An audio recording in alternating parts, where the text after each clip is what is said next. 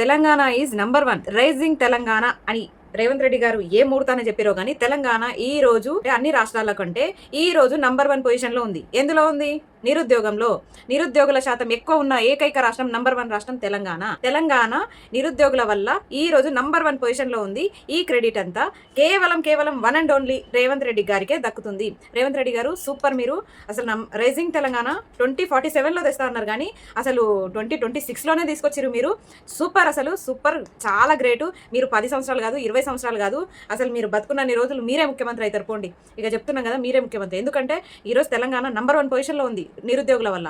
అసలు వేరే విషయాల్లో నంబర్ 1 పొజిషన్లో ఉంటుంది అనుకున్నాం కానీ నిరుద్యోగుల వల్ల నంబర్ 1 పొజిషన్లో ఉంటారని నేను అస్సలు ఎక్స్పెక్ట్ చేయలేదు.